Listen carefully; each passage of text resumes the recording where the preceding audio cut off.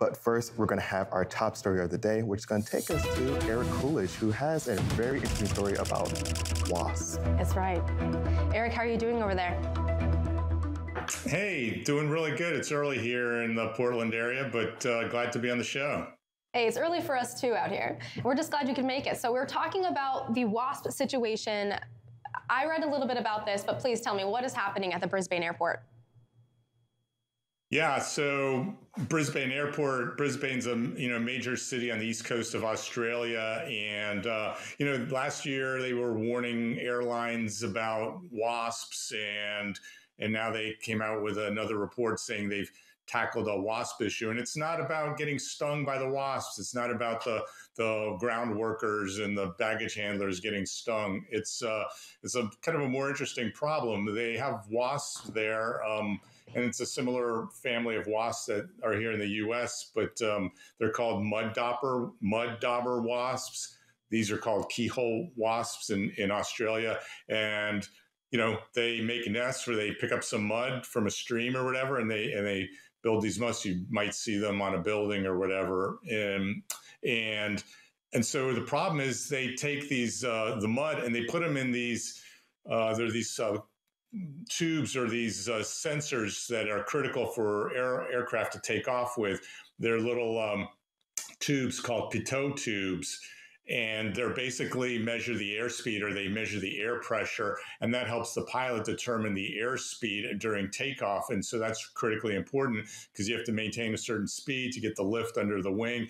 And so if they clog this up with the mud, it could be a real safety hazard in flight or takeoff. So, last year, they warned airlines to make sure they check for them. Some of the airlines, one of the recommended procedures is to put these little covers over you put a little cover over the tube. But what happened is, Brisbane has had some success, they said, in knocking down the population of wasps by about 2/3. I guess they've been using certain kinds of treatment and eradication methods. And so they've eliminated a lot of the wasps and a lot of their food sources, so that's reduced the population. And the other interesting thing is comes while the Australian authorities are kind of investigating a situation where some of the maintenance workers or engineers, before a passenger plane took off in May, they forgot to remove those tube covers from the sensor. And luckily, a worker at the gate next door, who was refueling a plane, noticed it and informed someone. So they were able to take the covers off because, if the cover's on there, it's almost the equivalent of having the mud on there from the wasp. So they're investigating, why those workers didn't, properly remove those, in their final walk around. So, Eric, I'm not the most savvy when it comes to some ecological and environmental impacts for, different species and insects. But from what I understand, wasps aren't the same of course, bees. You can kind of get rid of them, cut their numbers in half, and they really don't affect the ecosystem that harshly. Is that right? That's a good question. I don't know. I'm trying to figure out exactly what kind of eradication methods they were using there. They mentioned, Brisbane Airport Authority mentioned they were using some kind of, integrated pest management. So it might not have been purely eradication, but maybe other, some other techniques to discourage them from, being in that area near the planes and the terminals. Anthony's saying we don't need bees. No, we're supposed to save the bees. You're going to get me canceled over here. I'm about to cancel you right now. We need the bees. So I'm thinking about, you mentioned that they forgot to take those caps off, and I guess that just has to be a new part of procedure that everyone's going to have to look out for if this wasp situation is going to continue. I know you said they've cut numbers down. I guess I just assume eventually it'll happen again. Yeah, I mean, I think, I don't know how many airports this is an issue at. It might be, for sure they have similar problems in Honolulu and some other South Pacific islands. And, I don't think I've heard of it anywhere else. But, the Brisbane Airport's been sharing best practices with some of the airports in Papua New Guinea and Honolulu and so forth. And so, there's other places where this has been or could be a problem. And, I guess it's, an ongoing best practice to keep those covers on at airports like that where, there's an identified issue.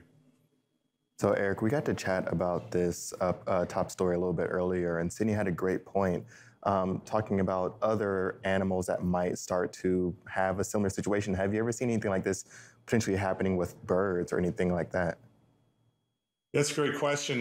Yeah, birds are a hazard at airports. Oftentimes, not just up in the air, but if there's large colonies of birds or flocks, near the runways and taxiways, that can be a problem. The birds can get sucked into the engines, so that's always a hazard. I remember several years ago, it's been a while now, but I was at Miami International Airport, driving around the whole airport with their personnel in the cargo areas. And they had a problem with bunnies, rabbits, being nesting on one end of the runway or near the runways, and they had to try and get rid of those. And so I remember doing a column called Bunny on the Runway or something. And so, it varies, by airport. But yes, there's other types of animals and critters that, you don't want to get rid of, but they're not, they don't mingle well or play well with aircraft. I was going to say, there's got to be some mischievous raccoons doing their part at somebody else's airport. Haven't heard of that, but yeah, they are some of the most mischievous. So that would be that would be a good candidate. Now, Eric, your latest article, let's kind of switch gears a bit, about the Singapore airport. Is that correct? Well, not Singapore Airport so much, but Singapore Airlines, which operates out of there. Did a story last week where Singapore Airlines is going to be a contract carrier for DHL Express, and it's an interesting arrangement where DHL Express, one of the largest integrators, is a huge airline and fleet, but a lot of those planes are flown by contract carriers, and so DHL is acquiring a whole bunch of large 777 freighters from Boeing, and they got another one recently. And so Singapore Airlines, they transferred it to Singapore Airlines, and now they're going to start flying it, and they're going to get 5 more here in the next few months. And so they're going to, basically fill in DHL's Trans-Pacific network running from Australia to the U.S.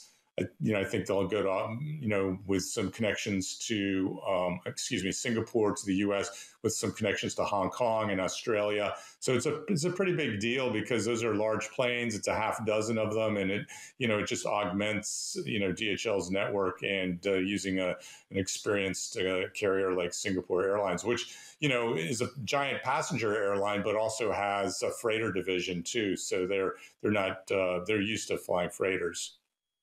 Now, Eric, with this kind of inauguration, do you see this really kind of bumping up any kind of movement of certain commodities or assets when you're looking at goods really produced in Singapore? I think a lot of services, of course, but maybe more of those higher end technological goods. Is that accurate? Yeah, I think that's a good point. It's just a lot of e-commerce that's driving this. And you have to remember Singapore, a lot of ways for ocean shipments, but also air is it's not so much what they produce, but they're just a high-tech transshipment hub. It's a place, it's a transfer point where lots of stuff from Asia and Southeast Asia comes into Singapore and gets rerouted, repackaged, with logistics operations, and then goes out from there. So it's not just stuff made in Singapore, but throughout the region that gets consolidated, and then maybe some light industrial work, and then it gets shipped out to other parts of the world. Eric, what else could we look forward to coming your way? Yeah, well, I'm working on some interesting stories.